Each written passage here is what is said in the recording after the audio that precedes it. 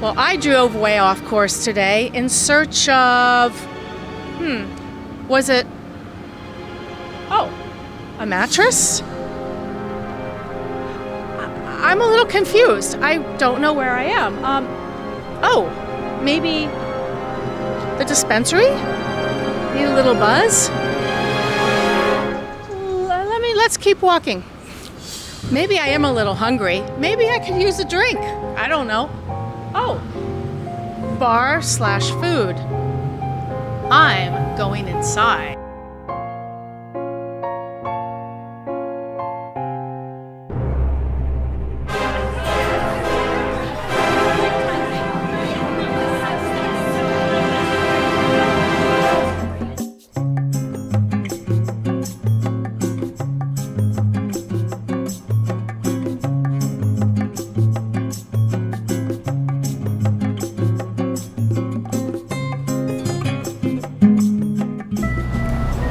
I'm happy to get the chance to sit down with Paul O'Halloran, the owner of bar/food or Paul Bar. Paul Bar. Otherwise known as Paul Bar.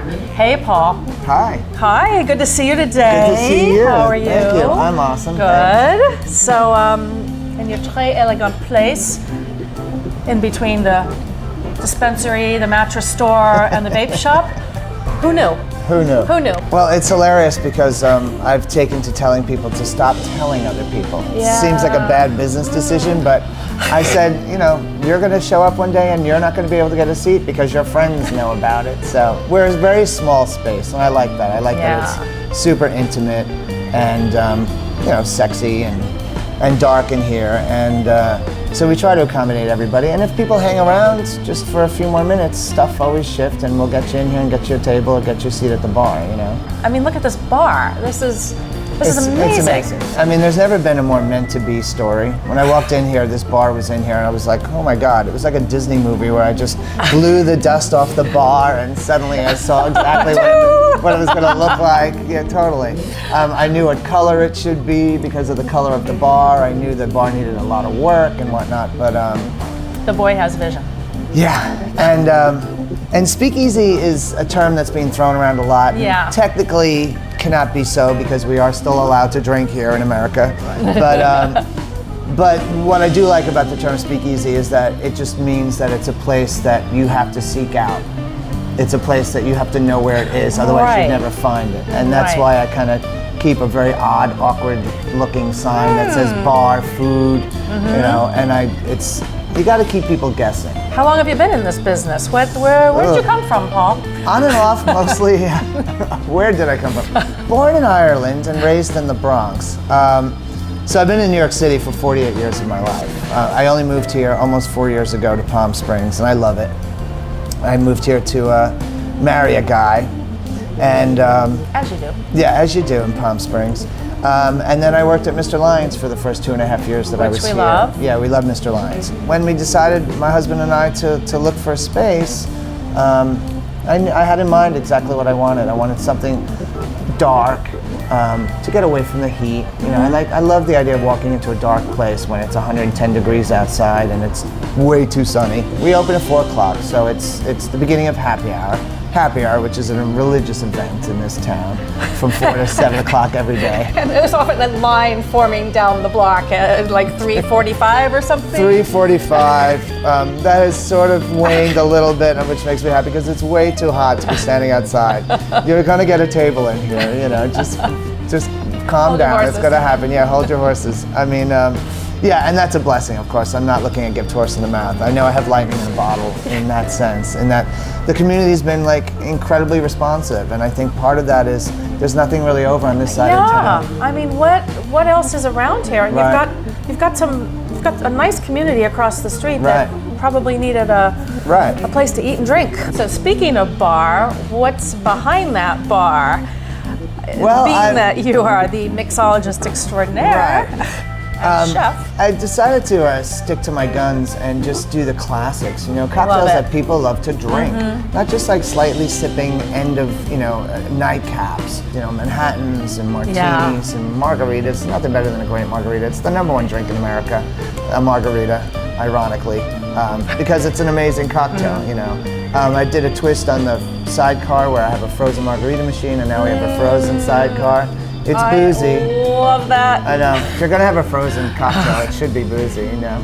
But I think your concept is cocktails that fit the environment. Right. Fit sort of like, I mean, you walk in here and you're listening to Frank Sinatra and classics and American Songbook and Billie Holiday, Billie Keely Holiday. Smith, Yeah. all my favorites, you know.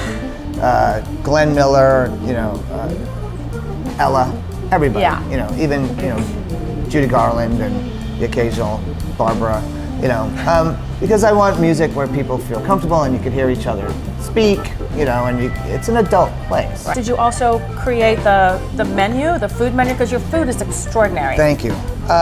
My husband and I did, with the help of our kitchen team, we wanted to do crowd-pleasing food that we all love, from burgers to even chicken wings. I fought him a little bit on chicken wings, but they are delicious. So if you're gonna have great chicken wings, you know, if you're gonna have chicken wings at all, they should be meaty and spicy. And we have a great seared scallops. Schnitzel, seared scallops. Oh, schnitzel! I haven't tried the schnitzel before. It's great. My husband's mother was German, so she was a great chef. You know, those Germans are very precise. So that's her recipe, or a It play is on her her recipe, yes. I say the two great things that came out of my husband's mother was that schnitzel recipe and my husband. Love it. And I come from an Irish lady who wasn't really a great cook. In our house, we thought beige was a flavor. And that beautiful arugula salad with I love that. pear and what does it have? Feta, French feta. French feta, Yes, I love the French feta. I spend a fortune on it for you folks. I love so Greek feta appreciate too, but French is just a little more delicate and it's closer to a goat cheese. Back later to. Oh my God, yeah, I love that arugula salad. And the wedge. The wedge is sort of a Palm classic. Springs classic. Yeah. Well, how about we try some cocktails and get the night going? Let's do it. Yeah, totally. All right. So, Paul, what's a big hit on your cocktail list these days? Well, one of my favorites, and it turns out it is a huge hit and everyone loves it, is something called a Black Manhattan. Oh, I've never heard of that. We all know of Manhattans. Classic. Manhattans, which are usually bourbon, sweet vermouth, and then Angostura bitters. In this case, when we're substituting bourbon for rye whiskey, which is one of my favorites. Rye is just not as sweet as bourbon. So we're going to substitute a Verna Amaro instead of sweet vermouth, and that gives it the dark color. And then instead of Angostura bitters, we're going to use orange bitters. This sounds really interesting. It's absolutely delicious, and it's an elegant drink too. I'm a fan of the free pour, and I let my bartenders here free pour. I count in my head. Even when I'm putting milk in my coffee at home, I'm like 1, 2, 3, 4. If you do 1, 2, 3, 4, that's a 2-ounce shot. I can, get it to the T. It's good to know for cocktails. Even in a jigger. I like using jiggers to be very specific about certain cocktails, but then there are certain cocktails that, as a bartender for a very long time, you should be able to free pour it and get it pretty much on point and perfect.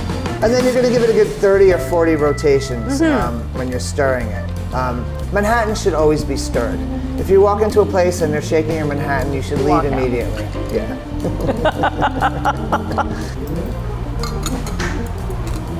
This is going to be special.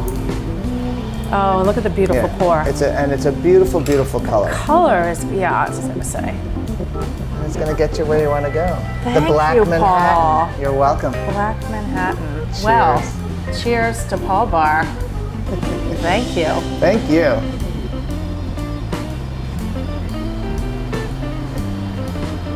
Oh, talk about smooth and elegant. This is... Almost tastes like mahogany. Thank you, Paul. You're very welcome. My pleasure. Paul Bar, don't come. It's too crowded. Stay at home. Order in. Do come, if you can find it.